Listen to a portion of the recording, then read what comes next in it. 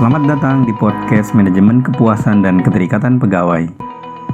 Di rangkaian pembelajaran ini, kita akan mempelajari berbagai macam topik yang penting diketahui agar kita dapat memahami lebih jauh tentang pengelolaan kepuasan dan keterikatan pegawai.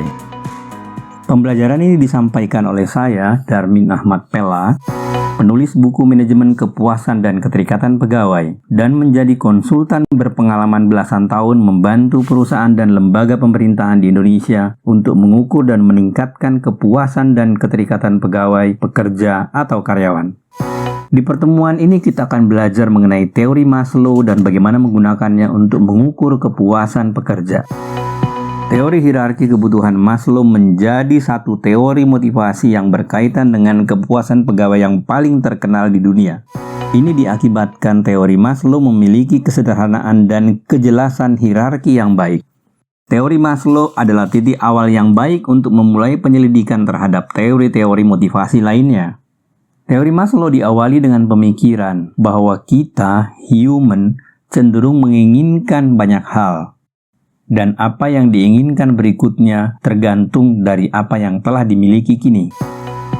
Maslow menyebutkan bahwa ada 5 tingkat kebutuhan yang perlu diupayakan oleh seseorang untuk mampu memenuhi kebutuhan pribadinya. Tingkat pertama atau yang paling rendah adalah tingkat jasmani. Kebutuhan di level ini meliputi antara lain makan, minum, tempat tinggal, dan pakaian. Bila mana kebutuhan di level yang paling rendah ini belum terpenuhi, maka individu akan sulit memikirkan kebutuhan yang lain.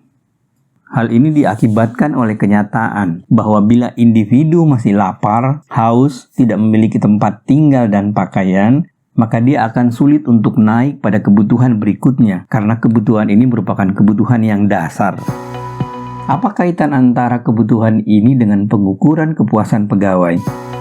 Well, di tempat kerja kita bisa membayangkan apa saja kebutuhan pegawai yang berkaitan dengan jasmani. Maka kita kemudian bisa melakukan survei mengenai bagaimana pemenuhan terkait dengan catering, terkait dengan makanan, tempat tinggal asrama pekerja, atau terkait dengan pakaian dan peralatan pegawai. Tingkat kebutuhan yang kedua menurut Maslow adalah adanya kebutuhan rasa aman. Pada tingkat kedua ini, individu membutuhkan rasa aman di dalam keluarganya dan di tengah masyarakat. Di level ini, individu berharap dia terlindung dari kejahatan. Kebutuhan rasa aman bila dikaitkan dengan kepuasan karyawan, umumnya berkaitan dengan bentuk-bentuk terkait dengan keamanan pekerjaan, di mana dia merasa aman bila tidak akan dipecat, dia merasa aman bila mendapatkan penghasilan yang bisa ditabung, serta termasuk perlindungan terkait dengan kesehatan, masa tua, jiwa, dan kecacatan. Bila kita ingin mengukur kepuasan pegawai terkait dengan hal ini, maka kita bisa memasukkan dalam survei terkait dengan faktor-faktor tersebut. Abraham Maslow kemudian menceritakan bahwa di level 3, kebutuhan individu adalah kebutuhan akan cinta. Kebutuhan akan cinta dan keinginan untuk disayangi, dihargai, dan merasa dimiliki. Bila individu sudah merasa aman, maka dia akan naik ke level yang lebih tinggi, di mana dia membutuhkan perasaan diterima, perasaan dicintai, dihargai, dan memiliki hubungan sosial dan pertemanan yang baik. Bila kita kaitkan dengan pengukuran kepuasan pegawai, maka kita bisa mengukur sejauh mana hubungan karyawan dengan atasannya, rekan kerjanya, maupun dengan manajemen. Tingkat keempat dalam hierarki kebutuhan Maslow adalah adanya kebutuhan akan harga diri atau self-esteem. Kebutuhan ini berkaitan dengan keinginan individu pegawai untuk merasa kebanggaan pada diri sendiri. Ini adalah kebutuhan individu untuk bangga menjadi pribadi dan dihargai oleh orang lain. Pekerja, pribadi, atau karyawan ingin dipandang baik dan menerima penghargaan dari orang lain, terutama bila ia berprestasi. Apabila kebutuhan ini kurang terpenuhi, maka akan timbul problem rendah diri, tidak berdaya, dan lemah.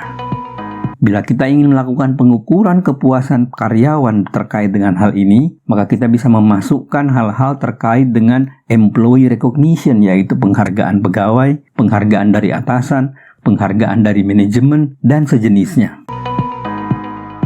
Adapun tingkat kelima atau tertinggi dari hierarki kebutuhan Maslow adalah kebutuhan akan pengejawantahan diri. Kebutuhan pengejauhan tahan diri sering juga disebut dengan kebutuhan aktualisasi diri. Kebutuhan ini berkembang bila keempat tingkat kebutuhan di bawahnya telah terpenuhi. Tingkat kebutuhan ini muncul ketika individu merasa bahwa dia akan puas terhadap diri sendiri bila ia telah mengaktualkan semua potensi pribadinya. Bila kita ingin mengukur kepuasan terkait dengan hal ini, maka kita bisa mengukur apakah kompetensi karyawan telah berhasil dituangkan sepenuhnya dalam lingkungan kerja. Atau apakah karyawan telah merasa memilih karir yang sesuai dengan minatnya.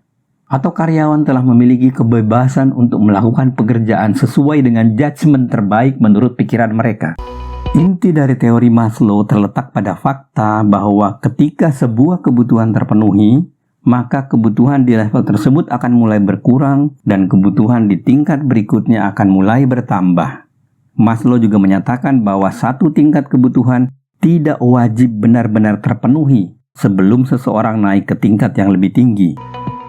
Individu dapat menikmati kepuasan parsial di satu tingkat dan ia kemudian mencari kepuasan yang lebih tinggi di tingkat berikutnya.